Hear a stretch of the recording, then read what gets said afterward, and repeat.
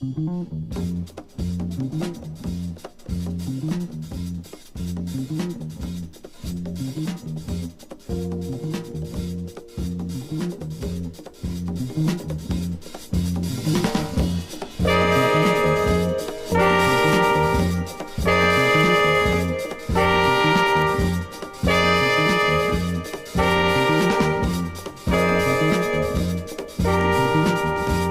a mission given to me by Woody Shaw, Sunship, Dizzy, and John Kahn, dedicated to pursuing a piece of our cultural heritage through interviews with my music heroes, this is the Jake Feinberg Show. Welcome everybody inside the Blackwood Broadcasting Studios at an undisclosed Institute of Higher Learning. This is the Jake Feinberg Show. Thanks so much for being part of the program today. Within the belly of the beast in this country lies the soul turnaround of African preachers from the South. They need to be black because certain portions of blacks were enslaved, and some say they still are. They have to be black because they need to have good rhythm.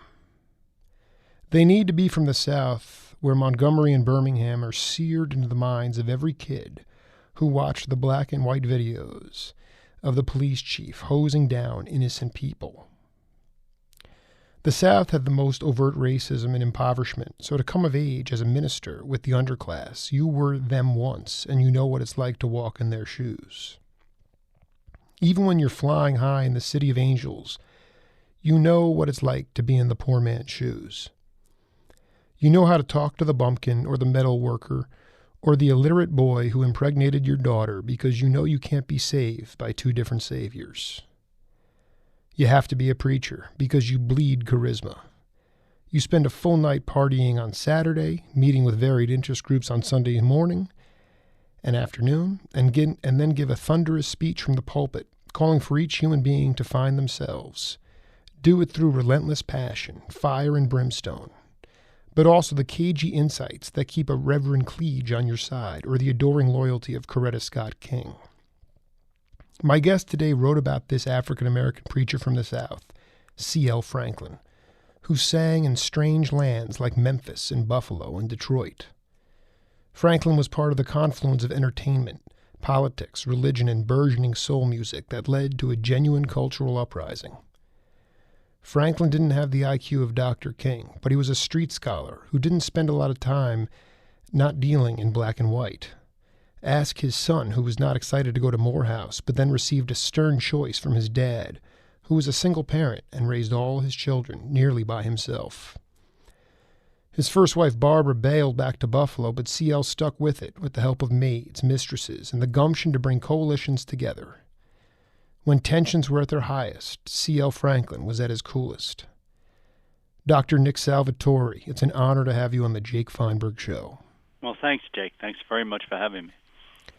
Tell me about the reason why you were so, what kind of music fan are you? Well, I like a lot of music. I've long liked blues and rock and roll and soul and what have you. But I had years ago been interested in some of the earlier blues, some of the origins of going back literally to Mississippi. But it wasn't music at first that brought me to C.L. Franklin. It was really trying to understand race, faith, and modern urban life in the 20th century, and that includes migrations and all sorts of other things. And it was the power of his preaching that was what attracted me, and only then did I begin to really understand that he attracted to him people from musical traditions of all sorts of different types. And so I was right in the middle of something that I loved, but I frankly didn't know before I began. But it didn't have anything to do with the idea of being like an Aretha Franklin fan and saying what was the genesis? No, it didn't. I been deeply touched by Aretha Franklin, her music, and in fact, at first, it was complicated because of the famous position of Dr. Franklin, of C.L. Franklin, but also of Aretha. And the person who I dealt with most consistently in the family was C.L.'s oldest daughter, Irma Franklin, and she and I and our families became really quite close and quite good friends until her passing. And she was the one who opened the doors for me after about a little over a year of feeling each other out.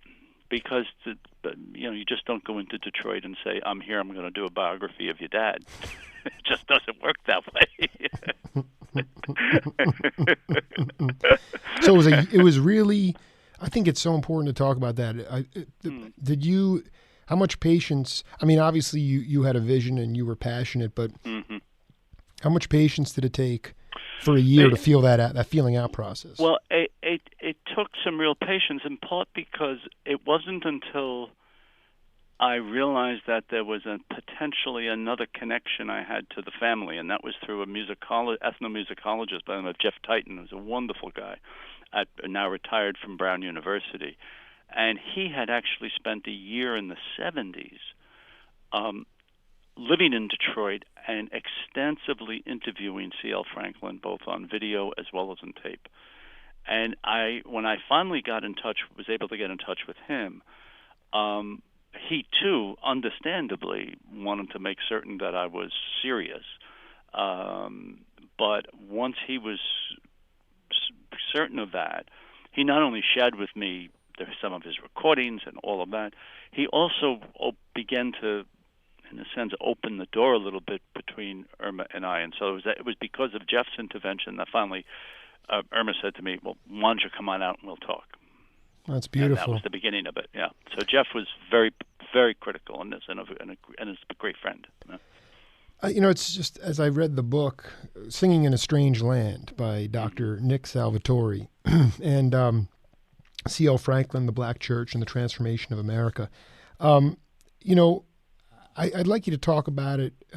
You've written other books as well and focused on really pretty inspirational characters, but this idea of our society coming to the realization that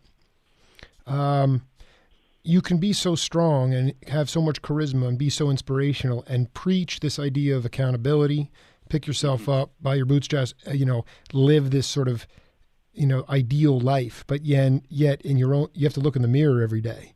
And over again, CL had to do that, and he rationalized it. And I was hoping you could tell the audience, because for the audience, I mean, he got divorced. He had kids out of early before marriage. Right, out of wedlock. Yeah. I want to paint that picture, and also on top of that, he was hanging out with John Lee Hooker, and he was hanging out with these. So I mean, his friends. but what's amazing is that he had this amazing street credibility, and I was hoping you could talk about this idea of how he rationalized that. Okay. Well, I think first I would say that you begin with the understanding that all of us are in fact human beings, and we all have our faults, profound and at times, and perhaps less so at other times. So that didn't surprise me about him as I got to know about him. What did kind of engage me was the way in which he could acknowledge those problems in his life, and at the same time use them in ways to reach out to bring others in. In other words, he was not shy. I mean, he didn't go as they say, washing his dirty laundry in public, but through metaphor and symbol in sermons, he acknowledged his sinfulness. He acknowledged his errors. And he found a way to use that to bring people in. He also was a very proud guy, and he felt really strongly that, especially after he and Barbara separated in 1948.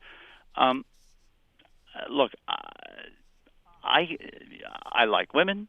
I like having a good time. I love having musicians around. Etc. I don't believe that being a preacher means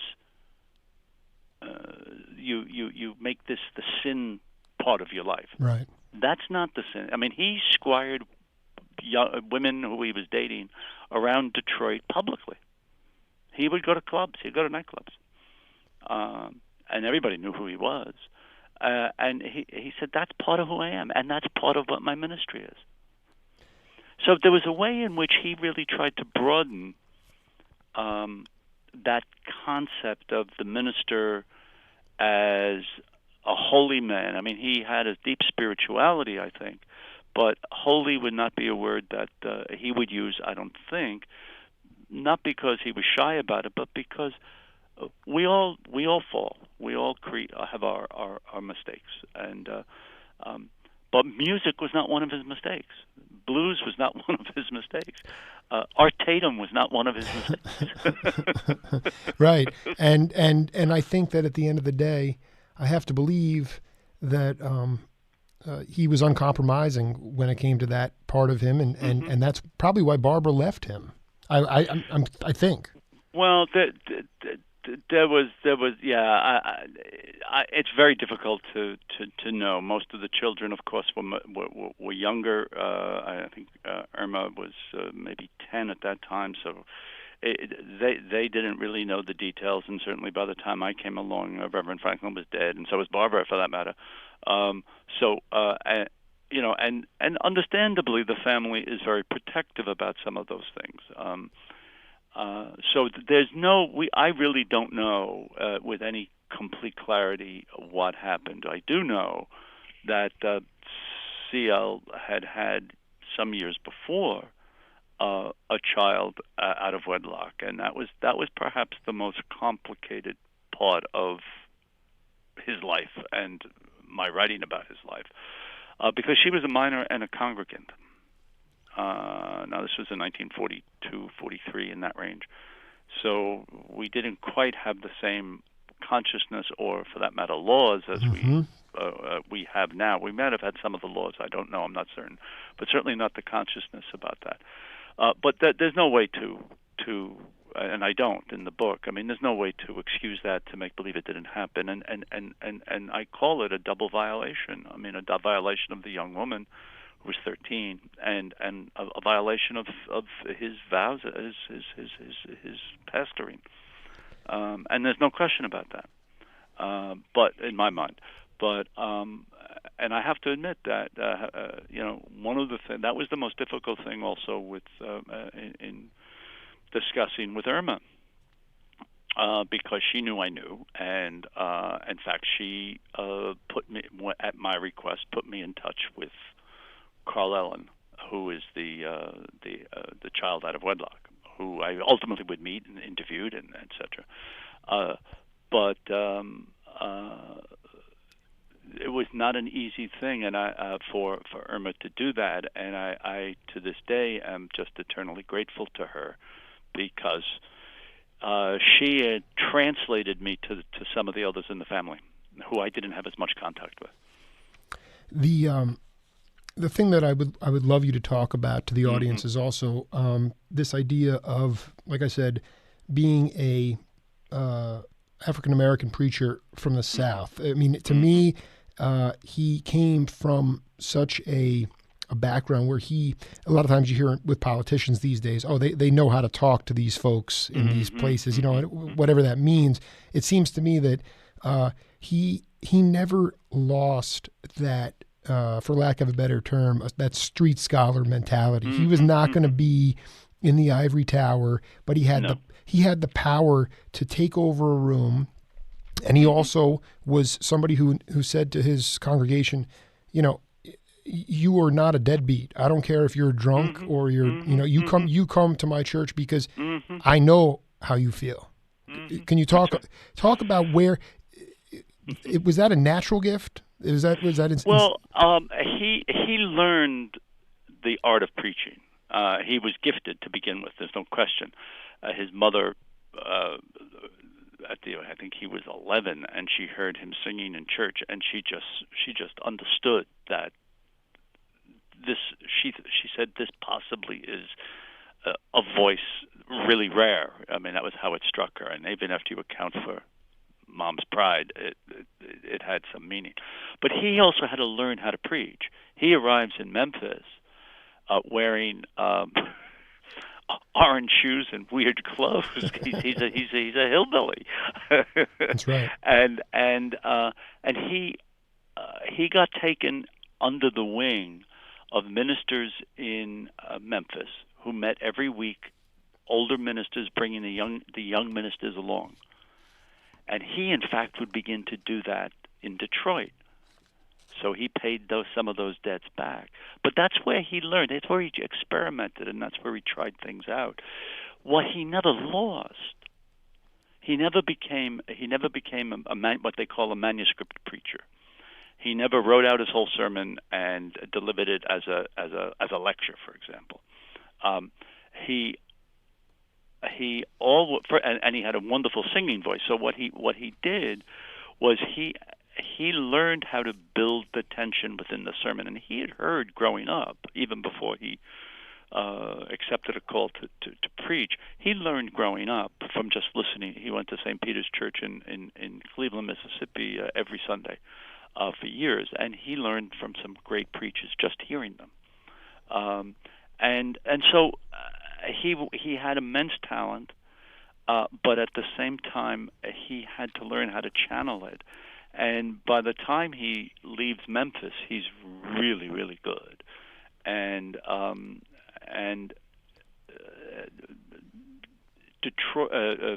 Buffalo adds another dimension for him, because it's in Buffalo that he first really begins to. He understands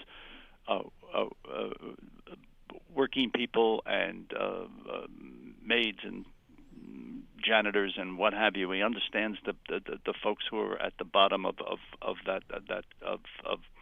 society in that sense, because that's where he comes from. You're right. But what he runs into in Buffalo is he runs into really strong black union men and women who are the backbone of his congregation, as well as the backbone of the UAW in Buffalo. So he's in another whole world, right? Which it just expands him further. And so in that sense, when he gets to Detroit, which he's really ready for, he's aware of it, he understands it in a way, and he becomes known in certain circles as the labor preacher, but he was always very, very careful to be supportive of trade unionism, up to the point where trade unions refused to deal honestly with African American workers. And when they did that, he called them out.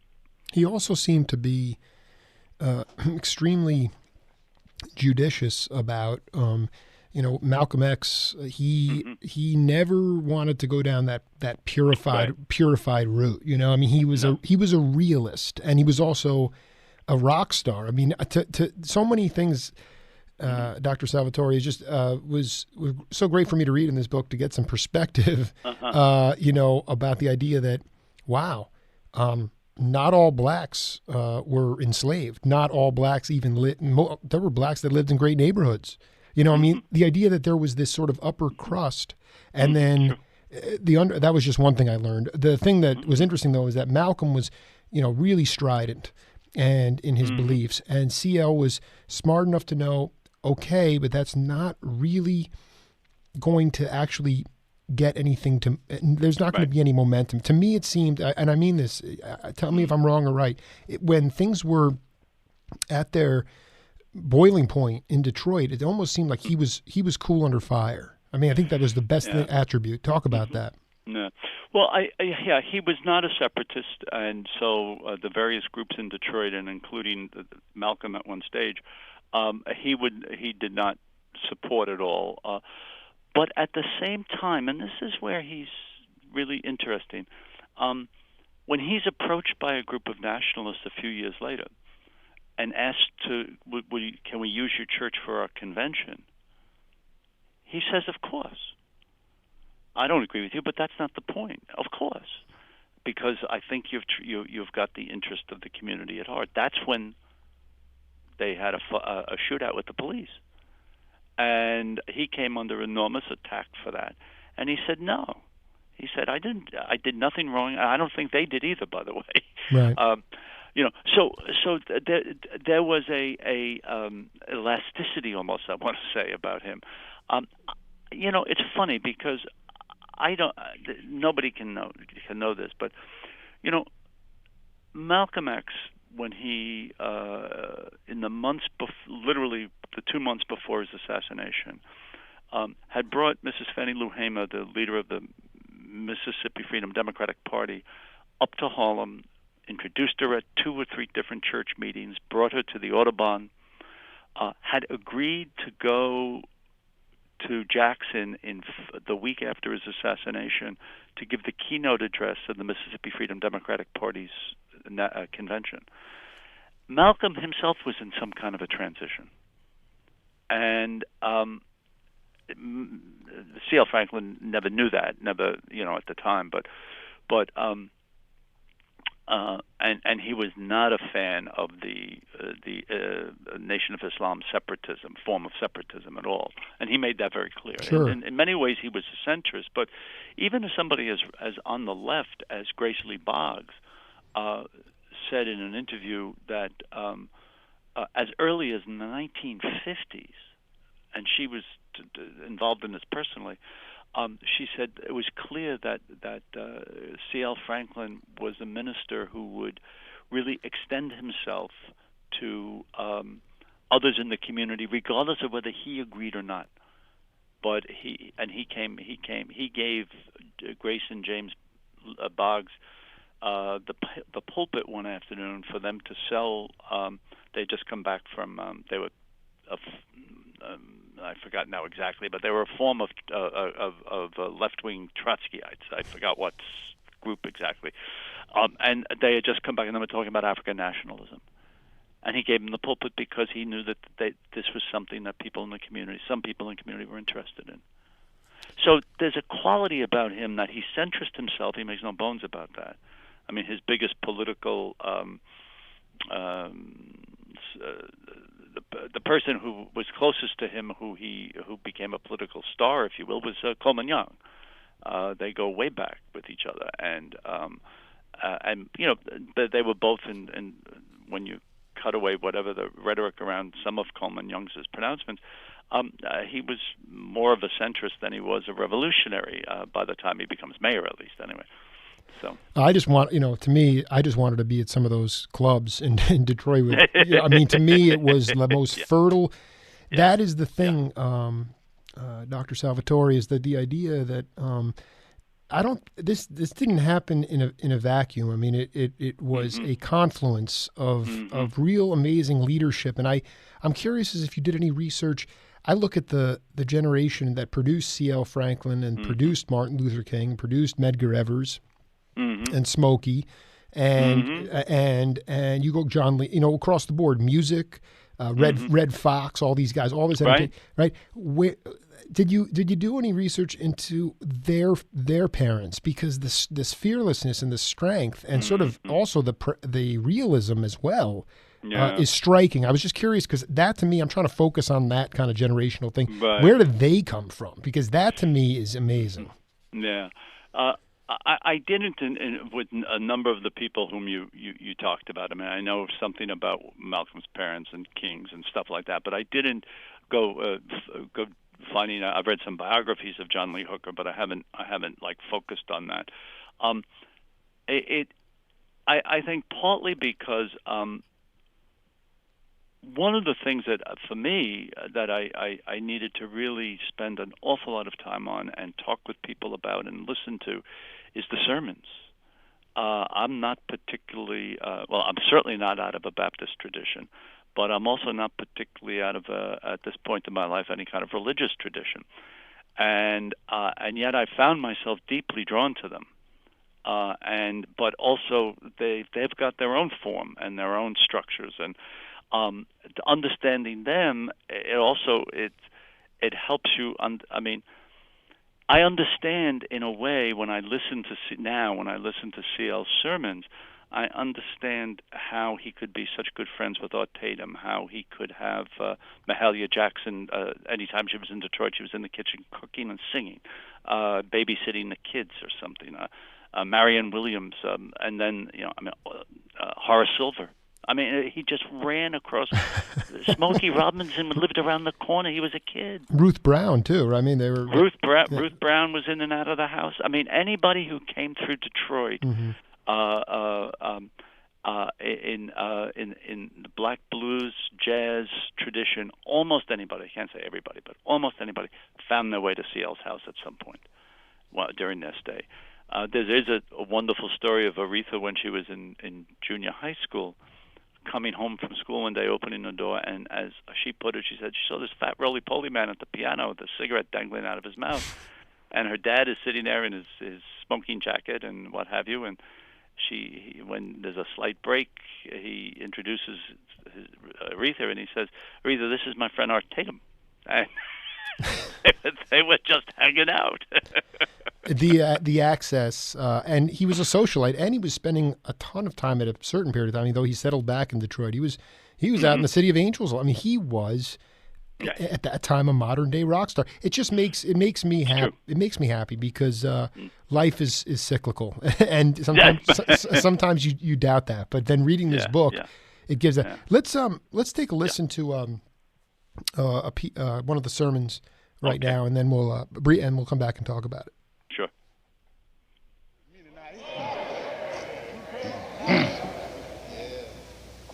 So that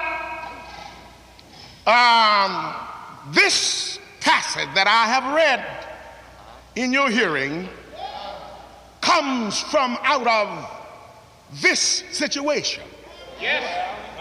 Now, I want you to understand that the writer here is personifying the nation. Yes.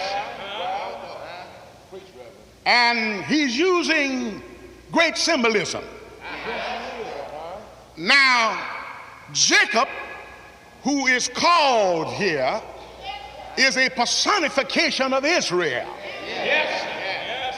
The eagle is a personification of God.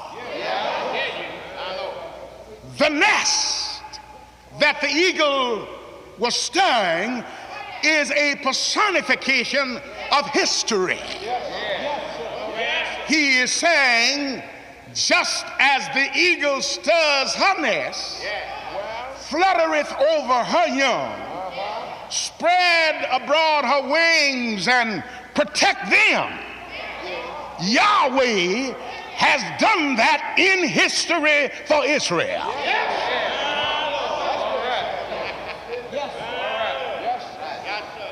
That's what he's really saying.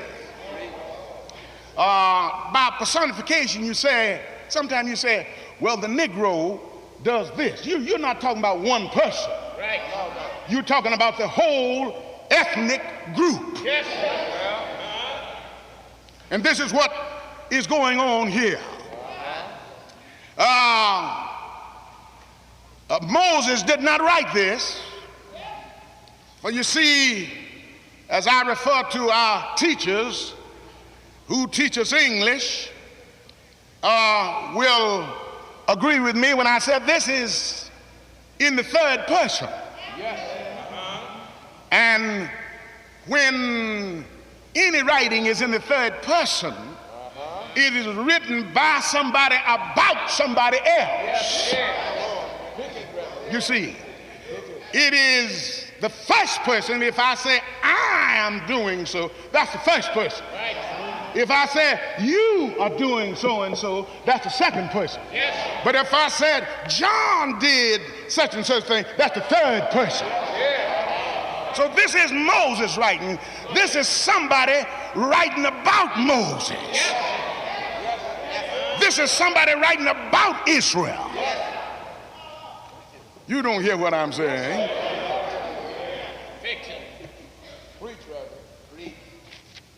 Now, he talks about the protection of the eagle and symbolizing the eagle with God.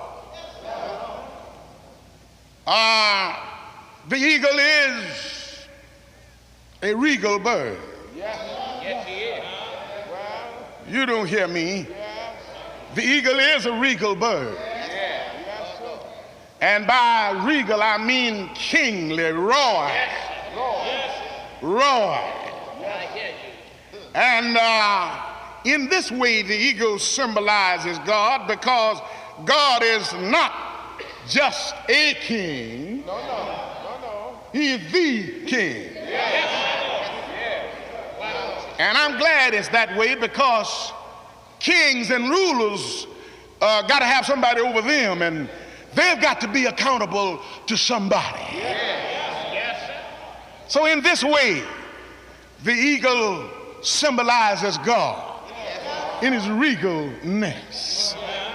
And then in the next place, well, we could go on and on and on, but to me, it spells out a few things, and then I'll let you. For me, it's the call and response. Such a beautiful musical kind of thing, where he's really engaging his audience as a performer, and then the educational component as well. I don't think a lot of these people had formal educations. No. And so, and then ultimately, I'm wondering. I agree with you. I mean, I'm not at this point. I'm not an expert in the Bible and those stories. But you said, like in your current state of life at this point, you were drawn to these sermons, and I wanted you to talk about specifically those types, the analogies, the eagle, and those types of things. That why did you get hooked into this? Well, at the core, I think of what CL it does, both emotionally and intellectually, in the structure and choice of symbols in his sermons, he draws us towards hope. He draws us towards hope in the acknowledgement of difficulties. He's not making things, he's not painting rosy pictures necessarily. But he draws us towards hope, but he draws us towards thinking about ourselves. And he would say, it's a little more difficult, to be honest, for me to say it, but he would say, in connection with, or through our connection with our God. And he is what he conveys in the sermons, not just the most famous ones, but in sermon after sermon, is a powerful commitment to the transformation of the person in front of him, or the people in front of him. And in the process, the reason it's credible, I think, is because he is there emotionally. He's laying himself out as he's doing this, and he too is being changed in that process.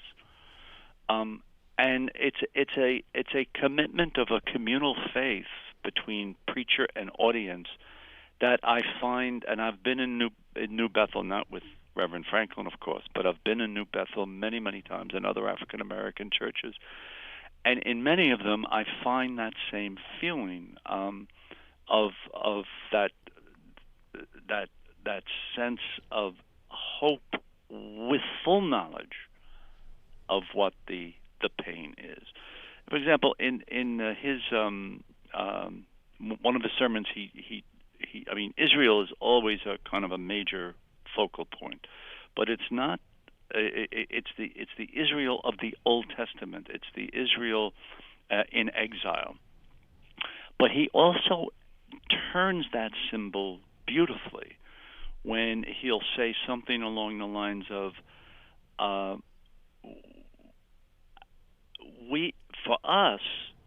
for the Israelites, when they came across the Red Sea, they came into the Promised Land, or at least came toward the Promised Land.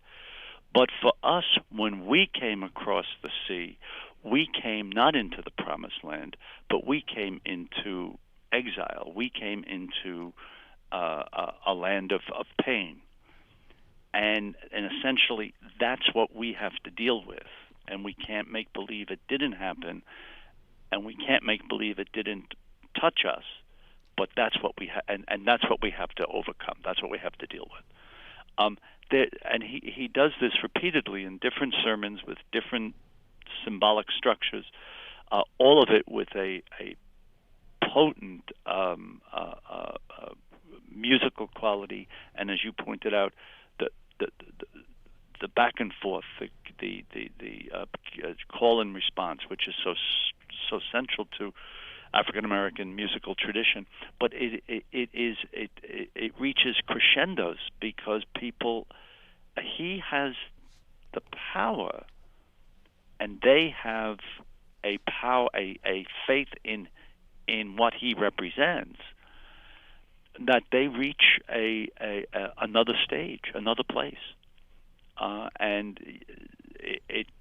I've interviewed a number of people from different congregations, and what they understand it's not daily life. They understand that they still have to do X or Y on Monday morning, but they also take with them that feeling through the week. That's interesting. Yeah, that he was evolving himself on the stand every night, or when he did it. Did you walk away with the idea that he, his children really came away from this? That's what I was most impressed about. I mean, you can look at Aretha, and she's the biggest household name, but all of them had pretty decorated careers. But how much of that was his? When he was home, he put himself out there, and his children could see all the characters. They were exposed to the parties and all that stuff. But make no mistake, he was also he had a real unit around him even after Barbara left. But how much of his fathering do you give credit for his sons and daughters thriving? Well, I think the example of their father. For example, so it was clear very early on that Irma and Aretha and Carolyn, the three daughters, Cecil less so, had incredibly gifted musical talent. Nobody quite knew early on just how gifted some of them would be, but so they're singing. Okay, Aretha does a solo at New Bethel. I think she's 10 or 11 years old, and the first thing that we have recorded of her from New Bethel. She's 13 or 14. Irma too had a beautiful voice. Actually, it's funny. The song that Janis Joplin made famous, "A Piece of My Heart," was written for Irma, and she was recorded at first. And it rose high on at that time in the mid '60s. That we still had race charts, and at that time it rose high on what was then known as the R&B chart. And then Janis came out and covered it and did an astounding version of it, obviously. But at the same time. So they were brought. Aretha at the age of 15 or 16, is traveling with her dad on the gospel circuit, where you're right. He was the superstar. He closed every gospel concert. But she was. That's where she first met Sam Cooke.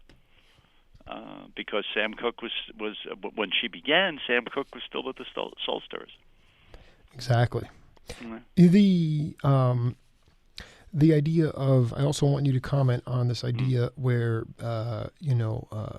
Berry Gordy was talking about what was it, the bad side of town, and that to me was a revelation. This idea that the Baptist church was always the upper crust and never seemed to fully acknowledge CL, not like he cared, but it seemed like that prevented him from really going to the, as you put it, the secular opportunities that he sought. And is there any validity in that? He seemed to be shunned by them because he either acknowledged the less privileged, or just the fact that he didn't live in the right neighborhood? No, there's always. I mean, we shouldn't be surprised that there's a class perception within the black community as well as in the white and this one and that one. Yeah. So, it wasn't Baptist per se. There were different types of Baptists, and one way of describing it would be, in terms of preachers, would be the manuscript preacher who was usually college educated, often at least anyway, college educated, etc. And CL's way and others of doing it, which is emotive, is musical, is thoughtful, but is done in a it's not the word I guess I would use was it's not scholastic. It's not a treatise. And its purpose is actually to touch the persons in front of you. I mean, to reach them, to in a sense embrace them, and they you. It's a very different kind of response, and many not just amongst there's some in the Baptist tradition, but in the African Methodist tradition and Presbyterians and etc. In the black community, there are plenty of folks who find that lower class, who find that etc. He obviously clearly didn't, and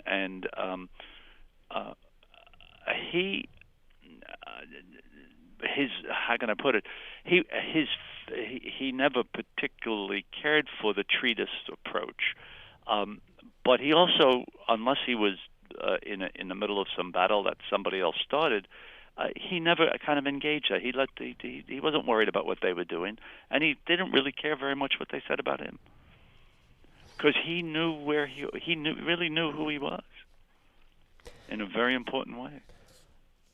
How much do you think the obviously it impacted him, but the movement itself, in your mind, with Dr. King, reading that, I don't think I realized how. I mean, I don't know. He was assassinated, but I don't think I realized that he was dead within an hour. And how did that affect CL? Yeah. How do you think it affected him? Well, he never spoke publicly about it. I mean, he spoke about the death, but he never spoke about his personal. He was obviously upset and mourning and all. But I think that it had an effect in the sense that he had known King for a while. They had been friends. King came to the house. They shared drinks downstairs and all that sort of stuff. He also understood that King was one of the most important individuals who had come along in a long time within the black community to really help the black community get to that next stage in terms of dealing with white America.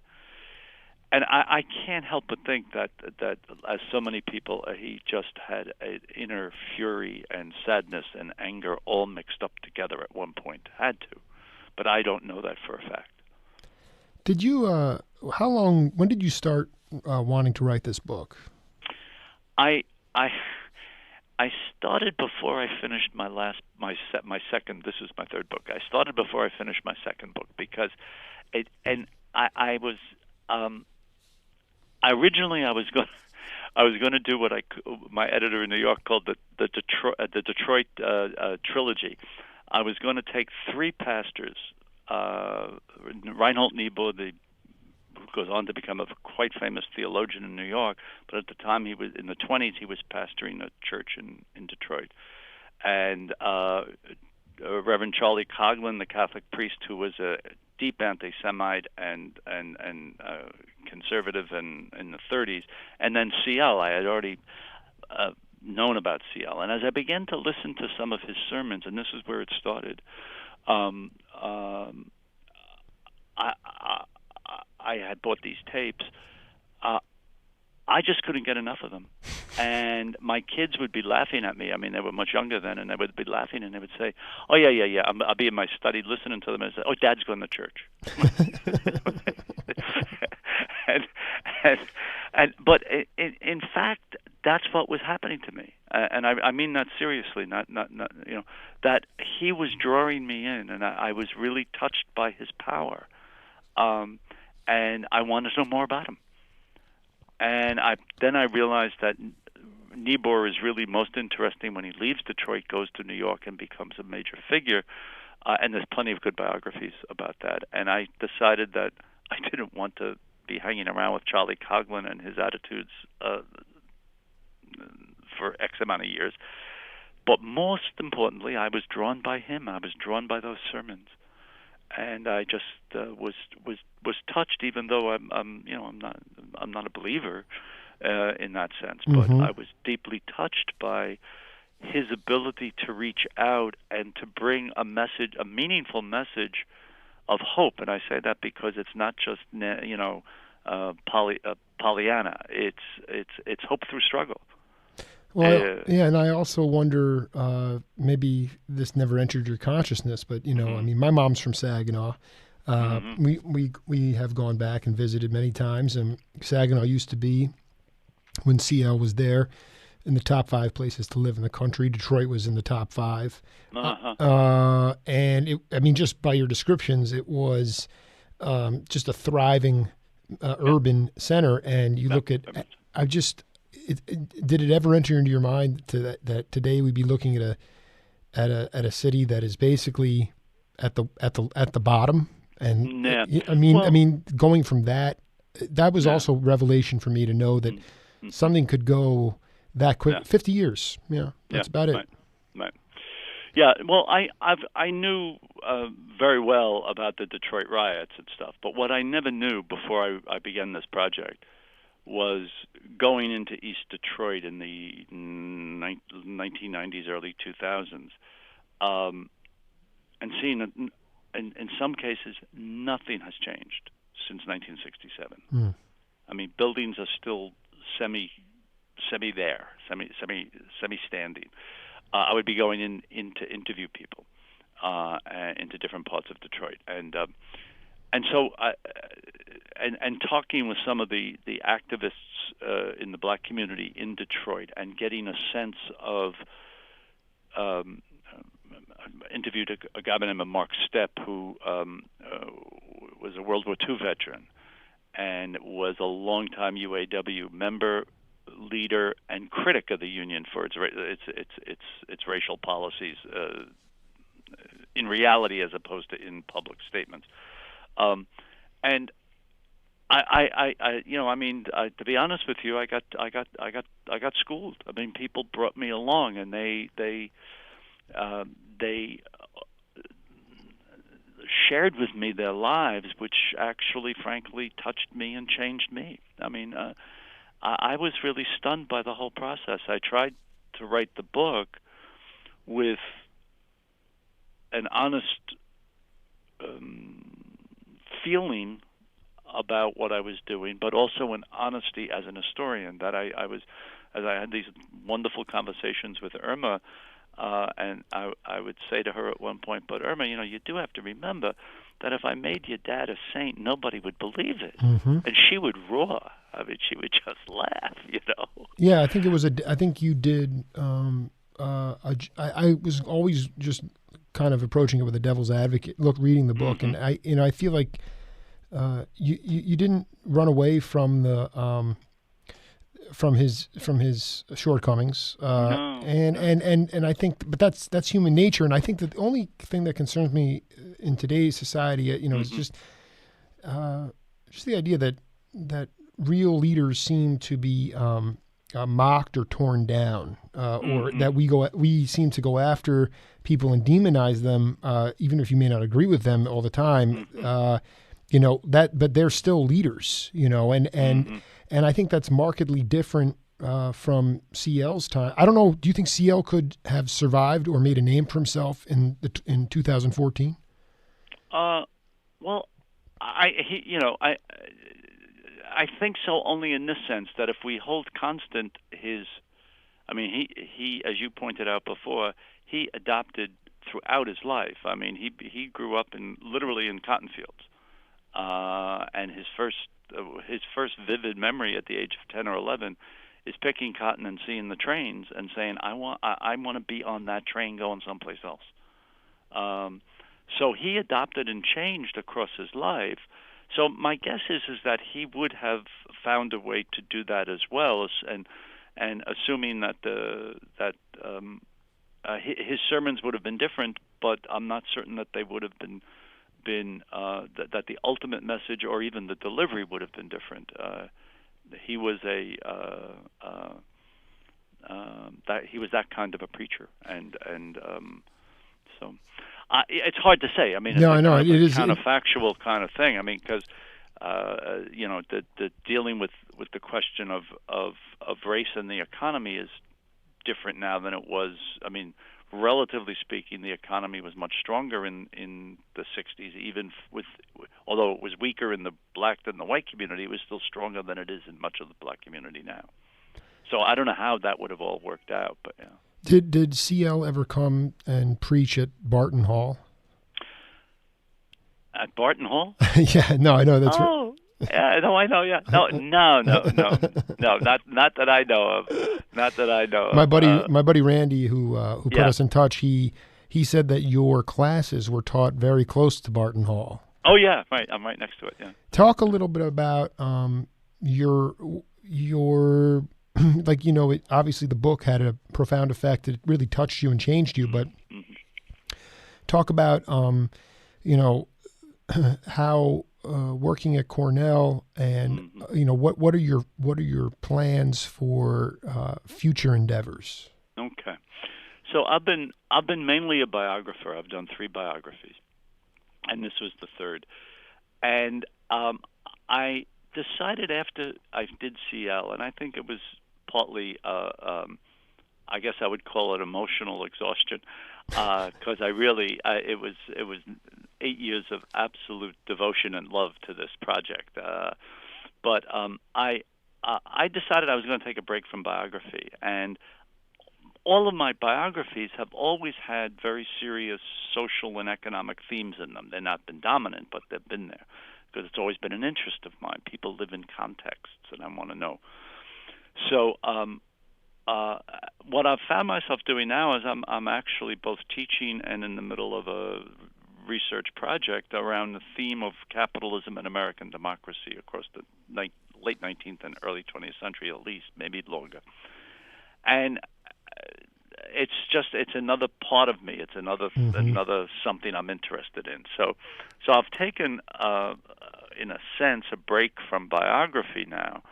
But at the same time, I have these strange feelings sometimes that I find myself looking for biographical vignettes I can incorporate into this different kind of a book.